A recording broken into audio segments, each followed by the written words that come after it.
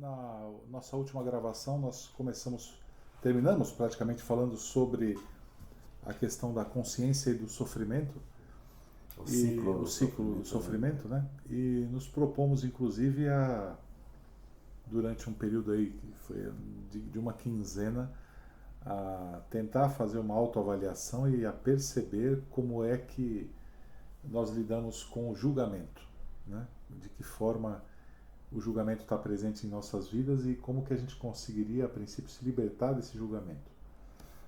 É o julgamento que te leva a uma opinião, né? A uma opinião, e exato. que essa opinião gera um sentimento, e esse Exatamente. sentimento, obviamente, realimenta o ciclo prazer-sofrimento, né? Exatamente. Ou seja, estamos presos aí num ciclo de samsara, né? Exato. Foi esse a proposta A da gente... A proposta foi essa. Que realmente assim, teve uma quinzena bastante complexa, né? Eu me propus a trabalhar isso, não julgar, né, para se libertar disso e só observar, né?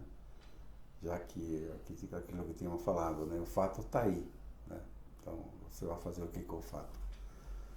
Mas confesso que foi muito traumático, né? Porque a verdade é que na primeira semana da quinzena aconteceram tantas situações no país e tantos absurdos, né? Que em absoluto eu consegui, muito pelo contrário, me afetou profundamente, não consegui simplesmente observar o fato, né? Porque tanto fatos políticos, econômicos, enfim. E no final da primeira semana, praticamente entrei assim numa depressão, né? De ver tanta brutalidade na parte de preços, de inflação, gente que não consegue se alimentar, né? Gente em cada esquina pedindo dinheiro. É muito difícil, né? De você se isolar e observar, né? Apenas. E daí então, na segunda semana, trabalhei muito a questão de que acontece, por que isso, né? Por que esse impacto tão profundo? E aí, continuando estudando a proposta dele, ele coloca aqui por trás, por exemplo, de uma reação de raiva, né? Quando você vê uma impunidade política, por exemplo, um cara que roubou, tem provas e tudo, aí desqualifica no juiz que condenou o cara, porque, enfim, você olha para aquilo, vê um absurdo, você fica irado, né? E o que o Eckhart Tolle coloca no livro é que por trás, por exemplo, de cada raiva, ira, sempre há um medo, né? E aí então, analisando profundamente, mas como, de onde vem, né? E aí ele trabalha vários tipos de medo que a gente cultiva ao longo da nossa vida, né? E ele faz menção a um tipo que é o medo intelectual apenas, né? Onde você tem medo de não estar certo, né? Tem medo de você não ter a razão, você tem medo de você estar vivendo num país que não vai te proporcionar a sobrevivência adequada, o medo de você perder aquilo que você tem, né? Então, aí o que ele diz? Observe o medo, volte a estar em estado presente para observar, já que identificou o medo, observar ele, que no estado de presença esse medo vai se enfraquecer. Que por trás do medo, quem está alimentando esse medo, obviamente, é teu ego, é o cavalo e o cocheiro, né? Por quê? Porque um pensa, outro sente, né? E você é tomado por aquilo. Então você passa a ser aquilo. Você perdeu a identidade de quem realmente você é, né? Você é tomado, você passa a ser o medo. Percebe? Teu consciente, ele alimenta essa energia de medo que vai criar mais medo, porque para ele se manter vivo. Então, faz sentido, mas o difícil é romper o ciclo. Então, para mim eu me propus a fazer a mesma coisa, que foi tentar observar durante o dia em que momentos o julgamento é, toma conta de mim, né? E de verdade é um processo bastante trabalhoso, né? Bastante trabalhoso, porque eu não sei até que ponto e onde é que o julgamento está inserido dentro da minha formação. E não como pessoa, mas como raça humana mesmo. Até que ponto o julgamento não foi importante para que o meu organismo permanecesse vivo. Eu acho que talvez, por isso que é tão difícil você se libertar desses julgamentos. E aí é um polvo, né? Porque ele vai se abrindo em tentáculos em que você começa a olhar por que o cara está sem máscara, por que. Mas mesmo assim, quando você se debruça sobre isso e tenta entender o que está acontecendo, existe êxito, né? Você consegue, em certa medida, e isso é importante falar também, é um hábito, né? Você cria o hábito de se observar e cria o hábito de tentar se libertar desse processo que é o julgamento. Agora, por outro lado, é absurdo a gente... Para mim, eu não consigo me conceber a opção de enfiar a cabeça na terra e ficar alheio a tudo que está à minha volta. Né? Feito avestruz, né? Que para mim é outro lado da moeda. Né? E aí o medo também faz parte desse processo, na minha opinião. Tem pessoas que simplesmente elas ficam absolutamente alheias a tudo que está acontecendo à nossa volta. Absolutamente alheias. Isso mas aí é outro processo. é um outro processo. Porque simplesmente a pessoa não participa. Ela não ouve, não quer saber, não vê notícia. Exatamente. Não, eu me abstenho de tudo, eu não quero saber de nada, eu não quero essa influência, essa energia ruim, eu não quero. É um outro processo. É outro processo. E que também não é tão simples de resolver. O que para mim foi um espanto, e com isso, claro, né, obviamente eu fui arrastado também por essa quinzena sensacional, né, envolvido o tempo inteiro em novidades a cada hora praticamente. Você se defronta com um absurdo maior que o anterior. Inclusive é fantástica a capacidade que as pessoas têm de serem hábeis em produzir produzir incompetência, incompetências e absurdos cada vez maiores a cada novo segundo. Mas vamos lá. O que por um lado foi quase uma luta em glória, porque você, diante de todas essas informações, tentar não julgá-las e não se posicionar é algo bastante difícil. Eu confesso que para mim houve um processo interessante. De fato, com relação ao julgamento, eu devo ter avançado, mas se avancei foi pouco. Só que como resultado talvez dessa luta, para eu tentar entender o julgamento, eu comecei a sentir modificações em outros padrões internos em situações cotidianas. É como se fosse o resultado dessa briga. Então, eu diria que eu não consegui de maneira efetiva me libertar do julgamento, óbvio. Eu tentei lutar, eu não sei nem se é o correto ter feito isso, mas eu tentei lutar contra o julgamento, ou tentar compreender como ele faz parte da minha vida. E como resultado, eu comecei a sentir um impacto maior em coisas cotidianas mesmo. E aí eu me deparei com uma situação interessante, que são os pequenos ciclos que a gente está preso durante o dia. Isso está com a pessoa que você convive, isso está no seu ambiente de trabalho, na escola, enfim. Que são pequenas coisas que se repetem o tempo inteiro, e todos nós passamos por isso. E por mais que você tente se irritar, ou propor uma saída amistosa, ou tentar uma alternativa para que o conflito não aconteça, o conflito invariavelmente vai acontecer. E o desfecho invariavelmente é igual. É como se a gente estivesse preso no mesmo dia. Perfeito. Muda o tempo, muda o horário, muda a roupa, as pessoas normalmente são as mesmas, e a gente está preso o tempo inteiro no mesmo ciclo. Eu vou te dar um exemplo de um ciclo que é muito comum. Eu chamo esse ciclo da competir pelo sofrimento.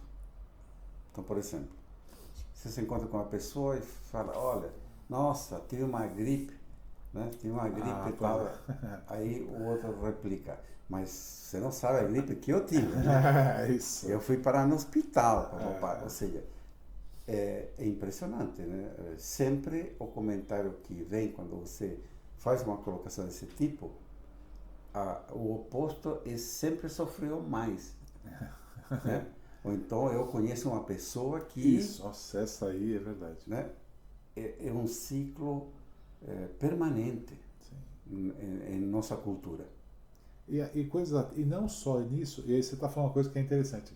É o mesmo que você fala assim, puxa, você viu o preço da carne? Aí o camarada comenta assim, mas você tem dinheiro para comprar e você não sabe quantas pessoas estão passando fome, porque eu passo... É a mesma coisa. Claro. Você está criando um Ou ciclo... então o cara continua comprando a carne, mas ele fala, não estou comprando carne, porque está muito caro para comprar, né? Tem isso também. Ou seja, mas estamos sempre diante desse ciclo de competir pelo pior. Competir pelo pior, muito bom. Né?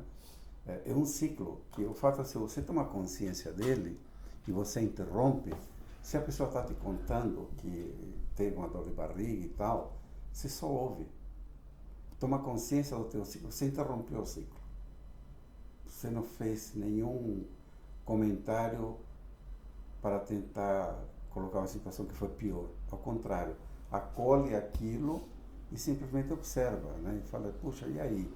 Você melhorou? Enfim, leva a conversa para outro campo. Você sabe, né? Porque eu acho que esse tipo de coisa, de conversa, é importante porque o que a gente tem conversado ao longo de todo esses podcasts que a gente tem feito, no fundo, é como se a gente fosse tateando as paredes de uma sala. A gente já percebeu que existe uma sala em volta da gente, a gente está meio preso num cubo. Isso. E a cada encontro a gente está falando de um cantinho da parede. E aí, quando você fala, por exemplo, dos medos, né? Um exemplo, o medo do desemprego, né? Que é algo que não adianta, é um fantasma que você quase vê ele passar. Aí eu falo assim, você tem que se libertar do medo. Aí o camarada vai falar, escuta, amigo, você quer que eu me liberte do medo de perder o meu emprego? Porque você se defrontar com uma situação é algo difícil, né? E não necessariamente existe um preparo naquele momento para você enfrentar essa situação.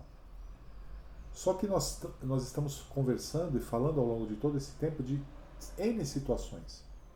Então, muitas vezes, romper um pequeno ciclo, né, a forma que você sempre age daquela maneira, você pode ter o hábito, por exemplo, de deixar o chinelo sempre no mesmo lugar. E, obviamente, sempre, mas invariavelmente sempre, aquele chinelo vai sumir dali, porque é o dia da faxina, o cachorro pegou e levou, ou porque alguém... E você sempre vai reagir da mesma forma. Quem pegou meu chinelo? Cadê aquela gritaria? Uhum. Quando não tem a carga emocional, né? Eu não posso andar descalço, meu pé está machucado, né? Como é que eu me liberto disso? Eu acredito sinceramente que o primeiro de fato é perceber que a gente está preso nesse ciclo de pequenas coisas. São nas pequenas coisas que a gente consegue ter mais força para lutar com elas e ao mesmo tempo ter mais presença, porque é algo que você sabe que vai se repetir, e você agir de uma outra maneira e perceber se essa outra maneira produziu o resultado que você espera. Porque você pode também falar assim, não vou nem falar nada, quer ver? Cadê meu chinelo? Já até sei. Aí você muda a abordagem, em vez de você gritar, cadê o chinelo? Você pega e fala assim, nossa, tá todo mundo calçado aqui, né? Eu tô descalço. Até esperar alguém perguntar, por quê? Cadê o seu chinelo? Não é isso, mas agir de uma outra forma, de fato, para conseguir quebrar esses pequenos ciclos. Estou falando, me remeteu muito à questão do apego, né, que o Buda falava, né? Que o sofrimento vem do apego. Isso. Apego ao ciclo, apego a que você não pode estar descalço. Exato. Apego que você tem que ter um trabalho, porque senão como que a sociedade te vê, né? Apego a ter dinheiro para você estar dentro da sociedade de consumo, Sim. mesmo que seja mínima, né? Então, nós, dentro desse cubo, que é a nossa cultura, né? É realmente de uma sociedade de consumo. Então, o medo de você não fazer parte é um medo inconsciente, de você não fazer parte desse grupo, né? O Buda largou tudo e virou um andarilho, né? Será que a gente teria essa capacidade de largar tudo e virar um andarilho?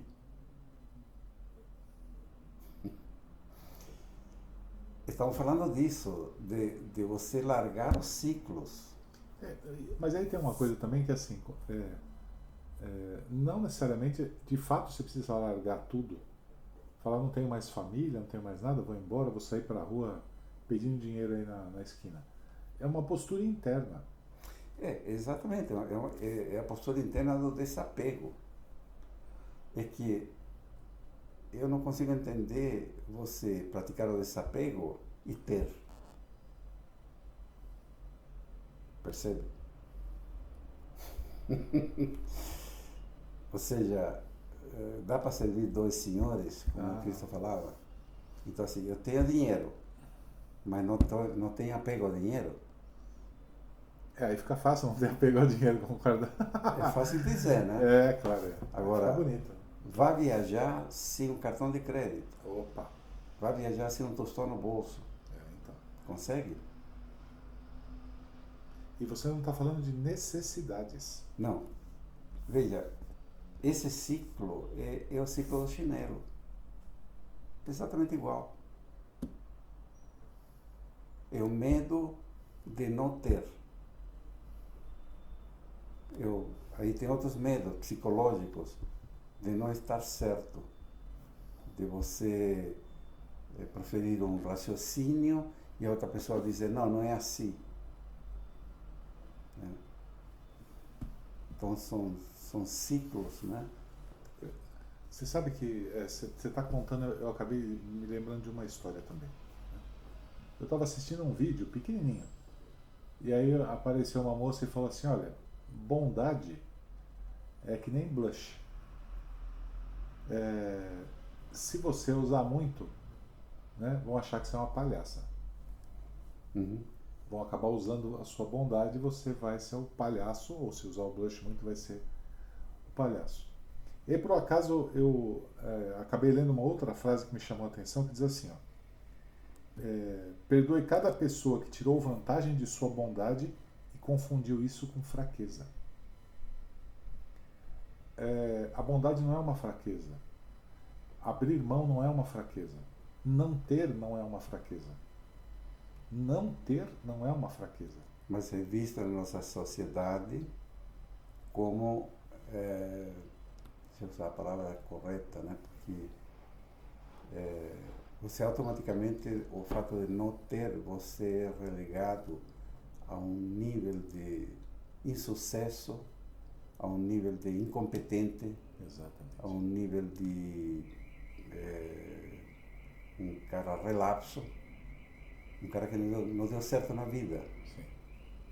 Então a cultura atual automaticamente te segrega, né? E você começa a ver isso como aposentado, né? Como aposentado você vai perdendo poder aquisitivo, né? Então o cara começa a ter, as coisas vão envelhecendo e as pessoas vão te vendo como algo que já está fora do nível da sociedade. E você começa a ver isso em vários aspectos. As pessoas não te levam a sério, as pessoas, aquilo que você fala, os teus sentimentos são excluídos, né? Você começa a ser excluído. E engraçado isso, hoje o aposentado é uma raça em extinção, né? Porque em breve não vai mais ter aposentados, porque Pois vai ter que trabalhar até os 90 anos, né? Mas era uma frase que se usava no passado que era dizer assim, O cara se aposentava com uma idade mais, não precisa, 50 e tantos anos, o cara estava aposentado muitas vezes, ou por insalubridade, ou por ter começado aos 14, né? E aí fala assim, pô, mas o cara não faz mais nada? Como assim não faz mais com nada? Com 50 anos, não faz mais não nada. Não faz mais nada da vida? Parou? O que é vagabundo? Né? A expressão é quase já um sinônimo. É isso mesmo. É um sinônimo. Né? Não faz nada é vagabundo. Então, a sociedade, que é o quarto que você colocou muito bem, ele é perverso, né? É extremamente. Né? Ele é perverso. E ao fato de você ser apontado, né, nessa perversidade, existe um medo inconsciente nosso de não querermos ser apontados, que é outro ciclo de apego. Sim. Né? Eu quero estar com uma imagem atualizada perante essa sociedade. Percebe? Então, o ciclo do chinelo é exatamente o ciclo, né, desse apego todo. E por isso que a gente reage quando vê todos esses descalabros econômico-político do país, porque nós estamos indo ladeira abaixo junto com o país. Sim. Então, o medo de perder o que nós construímos até hoje, de sermos menos perante essa cultura social e econômica do que somos hoje. É por isso que a gente critica, esperneia, né? Porque por trás disso há um medo profundo de sermos menos. E que de uma certa forma eu consigo traduzir isso como eu não ter conseguido me libertar dos apegos Sem dúvida. Ao longo da minha vida. Isso é uma construção também. Libertar-se de apego é uma construção. Não é não ter. Pelo contrário. Apego é outra coisa. Apego é diferente de ter ou não. Exatamente. A porta de saída de tudo isso é estar presente, viver o presente. Né? Estar, o que o Eckhart Tolle coloca, quando você está reclamando, porque o medo se apoderou de você. Você é o medo. Você não é mais consciência. Você é o medo. Tomar consciência desse movimento, que você perdeu o teu estado de presença, e você tem que recuperar isso, é romper esse ciclo. E você de novo respirar fundo, estar presente e se posicionar, se equilibrar. Esse exercício feito no cotidiano levará a uma libertação. Em quanto tempo? Não sei. O que eu acho bonito disso é que você não precisa ir a lugar nenhum. Não, é você com você. É impressionante. É no seu quarto, é na sua cozinha, na sala. Você não precisa ir. Não. É agora. É o trabalho interno. É o caminho interno. Né? É você querer se libertar desse ciclo do sofrimento. É ser você. E não o medo. E provavelmente aí o julgamento é uma das faces desse... Sem dúvida, o julgamento parte do processo. Aquilo que nós falamos, né? O fato está aí na tua frente. Você olha o fato, você julga o fato. Com que lente? Com teus medos por trás, lá no fundo. Mas todo o teu intelecto olha para aquilo e vê se isso é bom ou ruim para você, para hoje e para o futuro. Se é ruim, meu amigo, criou todo um sentimento de raiva que atrás tem o medo. Ou seja, o medo é o fundo da escala interior, que você não se apercebe. Né? Só que essa energia toma conta, né, do teu processo mental e você passa a ser aquilo. É tão poderoso de que isso se transforma numa vibração interna tua, né, de sentimento, e você é aquilo. Você não é mais essa consciência superior. Tem uma história antiga que conta do rapaz que depois de viajar muito chegou ao palácio e gostaria de ver as belezas do palácio. Aí o cara, o mordomo lá, pegou e disse assim: olha, não há problema algum, mas aqui tem algumas regras. Você vai poder andar pelo palácio durante o dia inteiro, mas eu vou te dar essa colher Nessa colher eu vou colocar algumas gotas de óleo. Só que no fim do dia, quando você entra aqui, de volta, a colher tem que estar cheia de óleo ainda. Ah, tudo bem. O cara não pensou às vezes, ele entrou já com a cabeça abaixada olhando aquela colher, ficou andando o tempo inteiro olhando para essa colher, saiu e trouxe pro cara. O cara falou, nossa, não derramou nada não. E o que você viu? Você viu as fontes, viu os quadros? Não vi nada, fiquei prestando atenção na colher. Ele falou, então, entra lá de novo, faz o percurso inteiro, aí você vai me contar. Aí o cara entrou e ficou maravilhado. Viu as fontes, se perdeu dentro, achou lindo. Aí daqui a pouco veio ele na saída. Aí o cara pega e fala assim, cadê o óleo na colher? Tinha derramado. Aí ele diz assim, então, o segredo é você conseguir olhar as belezas da vida sem derramar o óleo. E no fundo é equilíbrio, é estar presente. Eu acho que em essência é estar presente. Porque senão o medo toma conta da gente. Sem dúvida. Mas veja, enfim, é um processo longo, é um processo que requer prática. Tá? Tem um trecho no livro do Eckhart Tolle que ele cita o seguinte: um dia este processo de não julgar, de estar presente, vai ser ensinado nas escolas primárias, e aí será muito mais fácil. Né? Nós já temos uma certa idade. Sim. Ou seja, nós temos toda uma genética, né? Pois é, né? E temos todo um arcabouço intelectual e de sentimentos, né? Que é a cultura individual. Né?